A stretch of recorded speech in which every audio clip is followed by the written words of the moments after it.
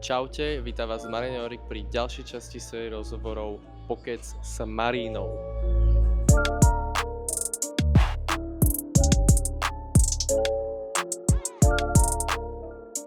Zora Husarčíková je zakladateľka Mercedes-Benz Fashion Life, ktorú už má za sebou 10 rokov a taktiež zakladateľka Somstoru s lokálnou módou od slovenských návrhárov.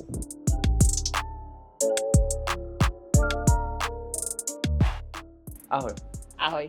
Tak prvá otázka na teba je, že Fashion Life je tu už dlho a ako dlho trvá príprava na Fashion Life? No, mám pocit, že čím to robíme dlhšie, tak tým tá príprava v niektorých momentoch môže trvať kratšie, ale v podstate ako skončíme ročník, tak ho vyhodnotíme a začneme už tak veľmi postupne riešiť ten nasledujúci, že riešime najprv lokáciu, riešime partnerov a potom okolo mája, júna spúšťame open call pre dizajnérov. Máme ešte súťaž pre mladých dizajnérov, čiže to ide ešte predtým vlastne. A od takého júna už chystáme v zásade scénu, od dizajnerov si pýtame nejaké podklady, ktoré potrebujeme na to, aby sme zostavili dramaturgiu a vlastne potom sa to stupňuje, ako ideme do finále, čiže mesiac predtým je to najintenzívnejšie. Cool. Aký má dosah Fashion Life na slovenskú módu? Možno, že toto je lepšia otázka pre dizajnérov ako pre mňa, že ktorí by to vedeli posúdiť. Ja ti viem dať taký môj pohľad, že skrz tých 10 rokov, čo to robíme. A mám pocit, že aj vďaka tomu Fashion Lifeu sa tá móda stala trošku dostupnejšia. Že keď sme to začali robiť, tak to vnímanie bolo, že tie šaty sú veľmi drahé, je to niečo, čo si dáš na ples v opere alebo na svadbu, že tí dizajnéri robia vlastne na mieru oblečenie, ale v podstate nie je to vec, ktorú nosíš na bežné nosenie. A za ten čas mám pocit, že toto sa trošku otočilo a že tí ľudia to vnímajú úplne inak, že idú aj po tej lokálnosti, aj po tom, že chcú podporiť vlastne tých Slovákov a tú ich kreativitu a zároveň sa trošku inak pozerajú aj na tú cenotvorbu. A keby hodnotíš ten event, že ako Fashion Life oproti ostatným fashion eventom? Zase tak veľa ich tu nie je, hej. Áno, že sú fashion eventy, no tak ja chcem hodnotiť seba, vieš, že naše eventy, nie tie ostatné, my sa snažíme robiť to čo najlepšie, ako vieme, snažíme sa byť súčasní, snažíme sa spolupracovať aj čo sa týka scény a vizuálnej stránky, proste s tými najlepšími na Slovensku, čiže o toto nám ide, že držať si tam nejakú kvalitu a posúvať to v tom ďalej. Už teraz... čo iné sa tu deje, tak každý to musí vyhodnotiť sám. Návštevník to má hodnotiť, nie tak, ja. Nadviažem na to s tým, že kam sa dá posunúť tento event ešte? Lebo vlastne to už bol 10. ročník, teraz bude 11. No, je to dobrá otázka. Ja som to minulý rok dostával túto otázku dosť často, pretože ten 10. ročník sa tak pýta, hej, že čo teraz a ako plánujete a rozširovať sa, ísť do sveta, neviem čo. Neplánujeme ísť do sveta, plánujeme si udržať vlastne tú kvalitu, ktorú sme si nastavili a náš cieľ je byť konzistentný a byť prítomný vlastne na tom kvázi trhu alebo v tom našom časopriestore, aby tí ľudia nás vnímali a aby si proste ten Fashion Life spájali s tým kvalitným, čo sa v móde deje na Slovensku. Aký je rozdiel medzi fast fashion a lokálnou módou? No, veľký. Keďže sme vlastne aj v Somstore a okolo sú fast fashion obchody. Vlastne všetko fast fashion. No, hlavne ten rozdiel je pri tom vzniku oblečenia. Že to fast fashion oblečenie vzniká, väčšinou sa ani nevieme dopatrať, že ako vzniká, lebo ten reťazec tých dodávateľov a subdodávateľov je taký veľký, že sa často deje, že aj keď jedna fabrika možno má nejaké certifikáty, ktoré vypovedajú o tom, že odmenujú tých zamestnancov košér a že to všetko prebieha ako má, tak aj tie fabriky majú ešte subdodávateľov ďalších, kde už to je nedosledovateľné. Čiže toto je ten zásadný problém, že nevieme, ako tá fast fashion móda vzniká. Vzniká za takých podmienok, že potom tá vec vie stať extrémne málo a keď ja sa tak pýtam tých ľudí, že dobre, že vedel by si to ty ušiť za 5 eur? Že keď očakávaš od toho trička, že má stať 5 eur, že vedel by si to ušiť za 5 eur? Že za tých 5 eur si nekúpiš ani látku, vieš? Že proste, že keď sa na to pozrieme sedliackým rozumom, tak niečo tam je nastavené zle. Že vlastne ani tá doprava sem nemôže stať toľko, hej? Čiže je jasné, že na tom jednom konci tí ľudia na to doplácajú. A toto je veľký problém. A samozrejme je to biznis, chrlia sa toho obrovské množstva, vznikajú tóny odpadu, ktorý proste, vlastne ten modný priemysel je jedným z najväčších znečisťovateľov celkovo vlastne našej planéty, hej, že je to ešte, že človek by povedal, že možno, že nejaká doprava alebo čo, ale vlastne ten fast fashion a tá móda znečisťuje enormne vlastne tú planétu. Už pri tom procese, ako vzniká farbením a tak ďalej, koľko vody sa spotrebuje a až nakoniec, že sa vlastne hromadia tóny odpadu, ktorý je nevyužitý. Takže tých problémov je tam strašne veľa a ja netvrdím, že sa to kvázi dá, že žiť iba na lokálnych dizajnéroch alebo na značkách a na nejakých proste na oblečení, ktoré vieš, že máš takto čeknuté. Je to fakt náročné, nie vždycky to vieš dať, lebo sú proste spotrebné veci, ktoré takto nevieš ani sa dopatrať, ale myslím si, že by sme nad tým mali fakt rozmýšľať. Máš Fashion Life a máš aj Som Store. A ako sa dostala k móde vlastne? Dostala som sa úplne, že ľudský, kamarátsky, aj keď teda v mojej rodine tá móda bola prítomná, lebo moji rodičia mali značku svoju, mali vlastne fabriku, mali 2 dielne, mali fakt akože veľa zamestnancov, niekoľko predajní po celom Slovensku, ale oni presne narazili na to, že keď už prichádzali tie fast fashion reťazce, tak zistili, že vyrobiť to tu za normálnych podmienok vlastne nie je konkurencieschopné týmto značkám. A vtedy sa to ešte tak akože lámalo, že tí ľudia ešte o tom toľko nevedeli, aby boli ochotní priplatiť viac, takže oni vtedy sa rozhodli s tým utnúť.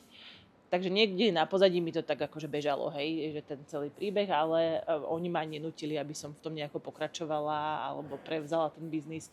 Ja som vtedy bola na vysokej škole a ja som sa vlastne k tej móde dostala úplne okľúkou cez mojich priateľov, cez známych, tým, že sme sa poznali a vlastne začala som spolupracovať s Borisom Hanečkom.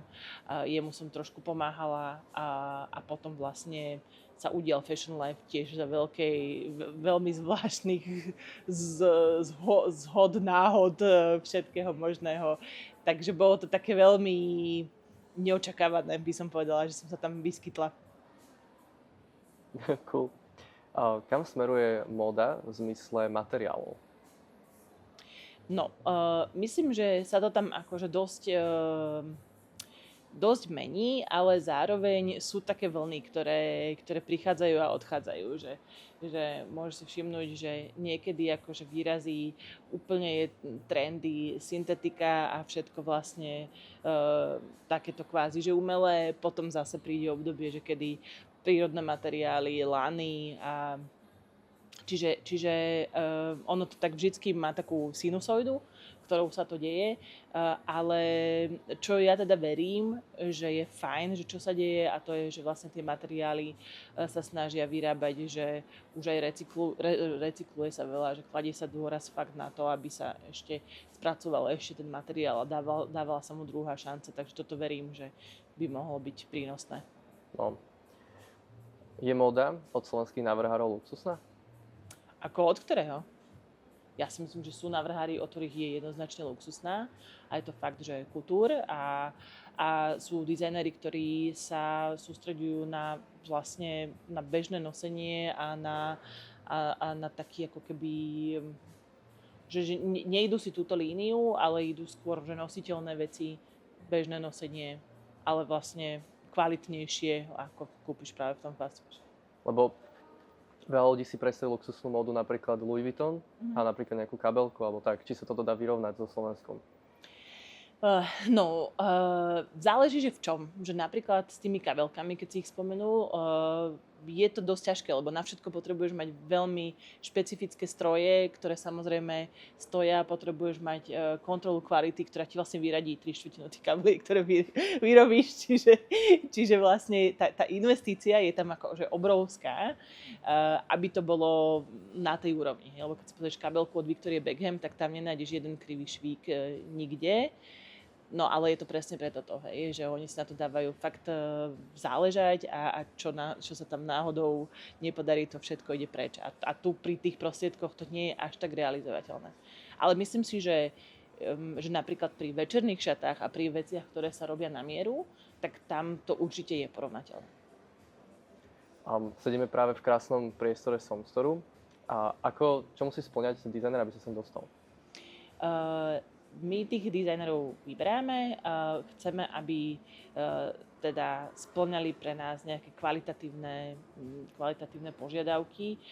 Musíme poznať tú tvorbu samozrejme, musíme vedieť, že je konzistentná, že ten dizajner vlastne nejako je zavedený pre toho svojho zákazníka a zároveň musíme byť aj presvedčení o tom, že to je kvalitne urobené a musí to mať nejakú dizajnovú hodnotu. Že musí to byť nejaká nadstavba, hej, že nie sú to úplne basicy, to oblečenie. Je dôležité, aby si mohol človek vyskúšať oblečenie od módnych dizajnerov? Určite áno. A často sme sa tu s tým stretli, že vlastne tí ľudia sa trošku boja vlastne osloviť toho dizajnera napriamo, lebo nevedia ani koľko to stojí, nevedia, že cítia sa, že už si to tým pádom musia aj kúpiť, keď už sa k nemu tam nanominujú do ateliéru. A tu vlastne môžu prísť, môžu si to ohmatať, vyskúšať a keď sa rozhodnú, že to nechcú, tak proste slobodne odchádzajú preč a nič sa nedieje. Takže myslím si, že im to dáva takú voľnosť a práve takú šancu sa s tým pozoznamovať lepšie. Akých dizajnerov považuješ za najinšpiratívnejších pre teba? Slovenských či neslovenských? Slovenských. Ja to teraz poviem, že cez seba, že ktorých aj mám v skríni a ktorých aj rada nosím. Mám veľa kúskov od Borisa, mám veľa kúskov od Terky Fiňovčíkovej, ktorá má značku Frajer. Tá fakt mám pocit, že je extrémne inšpiratívna v tom, že každá kolekcia, vidno tam na nej jej rukopis a zároveň je to za každým niečo iné, takže to si myslím, že je náš nedocenený zjav na Slovensku. Ale proste tých dizajnerov tu strašne veľa šikovných. Andrea Poezdálová, tu sme spomínali vlastne dneska. Teraz budeme mať v Somstore Jakuba Matiašoviča, to je vlastne úplne nová generácia, ale že extrémne šikovný chalan, ktorý tiež že vie ako na to. Takže proste tá plejada je hrozne akože široká a je z čoho vyberať, aj keď chceš jednoduché veci, aj keď chceš riflovinu, aj keď chceš proste na teplákovinu, aj keď chceš večerné šaty, že skôr to záleží od vkusu, ale naozaj myslím si, že to zastúpenie je fakt široké. A posledná otázka, čo by si odporúčila človeku, či si chce založiť značku alebo chce sa stať návrhárom? No, odporúčala by som mu, aby sledoval, čo sa vo svete deje, aby sledoval vlastne, ako na to idú veľké značky, alebo proste aj menšie značky, ale aby mal ako keby prehľad v tom, že čo to všetko obnáša najprv. A keď už bude vedieť, že čo to obnáša, tak aby si objektívne povedal, že či to všetko vie aj splniť, lebo ono to dakedy vidím, že to je proste sen strašne veľa ľudí, že sa cítia kreatívne a majú pocit, že to je dosť na tú značku, ale za tým tá práca je strašne náročná. Že a ešte aj teda spraviť to tak, aby tie veci si vedel vyrábať a vo väčších množstvách, aby si vedel pracovať s tým náklady versus cena versus čo tebe na konci dňa dostane. Aj to je ďalší aspekt, hej, že tí dizajneri väčšinou chcú byť dizajneri, pretože ich baví tvoriť. Ale bacha, je tam aj tento nudný biznis rozmer, ale treba ho mať tiež smaknutý. Dobre, tak ďakujem za rozhovor.